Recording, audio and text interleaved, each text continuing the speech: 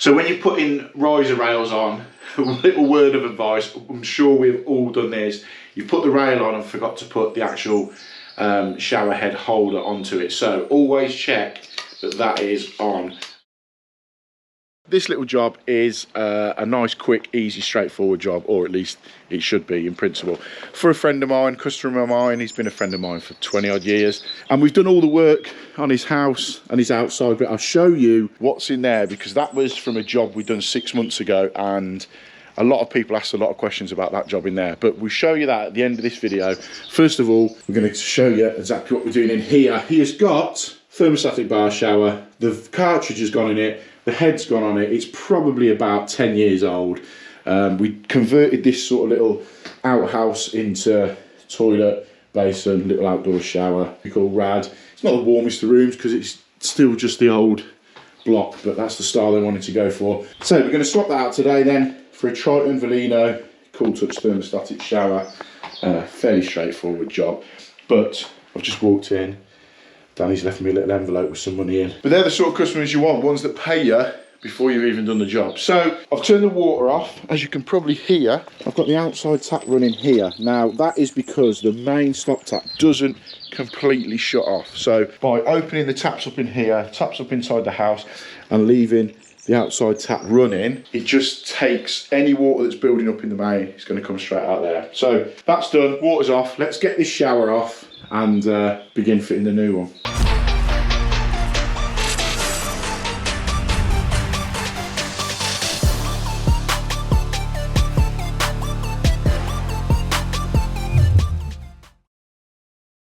So let's jump in here, and first off, with the water off, let's open it up just to get rid of any water that is within that pipe work. So we'll take the hose off the bottom, get rid of the hand wand, get the hand wand out of the way, like so. Kind of awkward with that door, but we'll pop that out there.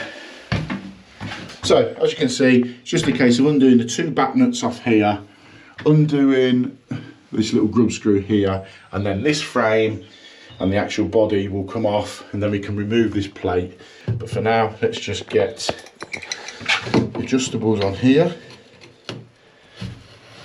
like that. The good thing with mixer showers is, as you probably already know, 99.9% of them, the valves are 150 mil apart. You do get the odd one. I have been to one that was, I think it was 180 mil apart, but it's a really old one, and it's the only one I've ever come across like that. But 9 times out of 10, they're 150 apart, so replacing them is fairly straightforward. Now, what we could have done is replace the thermostatic valve in here, but I spoke to Danny and said, because this isn't branded and we don't know what it is, it would be a case of coming, taking that cartridge out, finding it, sourcing it, trying to get hold of one, then getting it posted out, then coming back, fitting it in, and by the time we've done all that, you know, this one's, there's a little bit of rust on here, the top bit was missing, we thought we'd just completely change the whole unit, so that's what we're doing. Right, they're loose. I'm going to need 2 hands for this. We'll unscrew that off there and we'll get the body off. Right then, what we're replacing it with is this Triton Velino. So open the box right, and everything should be in here. Got the main body there,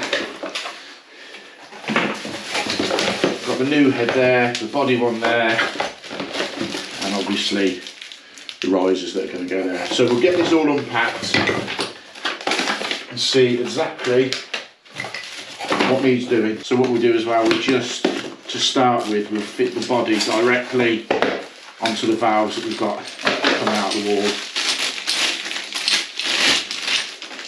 As I said, hot on the left, cold on the right, 150 centres. Yeah, I'll be happy with that. With the new bar on, just tighten it up, as straightforward as that. Took the old one off, replaced the new one, popped it on, and it just goes on a treat. Just make sure they're tight. Obviously use adjustables so that you're not marking the chrome nuts. We've got that on there now, so what we'll do now is get the risers set, get that in and get it bolted back to the wall. So when you're putting riser rails on, a little word of advice, I'm sure we've all done this, you put the rail on and forgot to put the actual shower head holder onto it. So always check that that is on. And on this one as well, it also comes with another fitting there which goes onto the riser. That's the bracket that fits onto the wall, and then obviously you pop that in there. Just got to undo the grub screws out of there, but that will slide on there and keep it nice and secure to the wall. But never forget to fit the shower bit on there. So with this one, we've got them onto there. Now the top bit, the bit that the rainfall bit sits into, just attaches, two little O-rings on there, attaches like that, two little grub screws. I don't know if you can make them out in the end there. We'll get them tightened up like so. It's the same sort of principle with those two grub screws on the bottom, where they're going to fit onto the top of the shower bar itself. So we'll get this into position, and then hopefully that might cover up the two screw holes that we've got at the top. If not, it's not too much of a problem. Danny knows that. Nothing lines up exactly how you want it to sometimes. So let's undo the screws, the grub screws out of there, and we'll get a little screw to go into there. So we're in the shower now. I've got the riser there. As I say, the bar's there. This just sits directly on top of there. Again, the two little grub screws in the side to tighten it up. And this is that bracket I was talking to you about. Fits onto the side there. Then obviously we can adjust so that it's level coming off the wall. And also, we should just about be able to cover those screws up. But I'm going to put the grub screws this side so they're internal on the shower, just so that when you look this side aesthetically, you can't see them two grub screws holding that bracket on. So we'll get these tightened up here, get that tightened up into position there and screwed back to the wall, and then we're just about done for the rainfall bit. We can put the head on, and then we can get the shower hose and head attached. So we've got this other little grub screw now, just to tighten up this side, like so. We'll just nip it up, make sure it's nice and tight, and then the other one. We've covered the whole of this side, but to get it level, it just left that little one there, so I will probably just drop a little blob of beige silicone in there just to cover it up, just so it's right. So there we go, got those two tightened up now. Like so, them two are tightened up. We'll get the rainfall head bit on, and then we should be good to go. Get the hose on, and we'll get the water back on and test it, make sure it's all right. Right, that's the water back on. As you can see or hear, we're up and running. Now, when I was screwing this head on, I did think, oh God, have I got it too close to there? Because, just reach around and turn that off. Because a majority of these risers you get with showers, they're adjustable, they'll slide into themselves, whereas this one isn't. Obviously, because we're retrofitting it to what was already here, we were governed by that, and that bar is a certain length and that is a certain length. So when I was attaching that, I was like, oh no, is that going to foul? But luckily, it's spot on. So yeah, it's really nice shower actually. Nice little display in there with Triton on it, nice and white there. You've got the Cool Touch body there. You've got various different modes with that button on the hand wand, and get it the right way. And that there. So yeah, really straightforward shower swap for the Triton Velino thermostatic shower. Right, so now that's done, I'll quickly show you what I was on about. Some of you may remember we came here probably 6 months ago.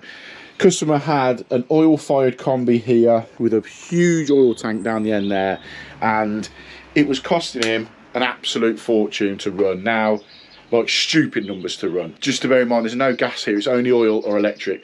He worked out that an electric boiler would save him a few quid, even though it was still going to be expensive to run. So we came, we took the oil combi out, fitted a pressurised hot water cylinder, fitted an electric boiler. Now, I don't know the figures, I might try and find them out and let you know in the video, but if not, I know he was saving a few quid by having the electric boiler, but it was still really expensive to run. And I said to him, you know, the best way around it, and the electrician that wired it all in said the best way around it is to fit solar. So I haven't been back since, but he has clearly got solar put in, and if you have a look here, This is all of his outbuildings. He's got 10 solar panels along the roof. Now this is always a sun trap anyway, so this is going to be perfect. And I dare say that Danny is now having free fuel, free heating, free hot water, and probably, knowing him, banking a load of money, shoving it back to the grid, or however it works. I'm not massively up to date on how solar and that works, but I'll try and speak to him and see if we can get some numbers compared to what it was when it was oil, what it was when we just fitted the electric boiler, to what it is now. So don't hold me on it, but I'll see what I can do. But for now, today's little job of fitting that thermostatic shower is done and dusted. Nice, straightforward, easy, jobbing job. Oh look, just caught sight of the Real World Plumbing hoodie in the mirror. So if you have liked this video, I haven't asked for a while, hit the like button, hit the subscribe button, and drop me a comment below. I'll try and reply to every comment, as long as they're not trolling comments.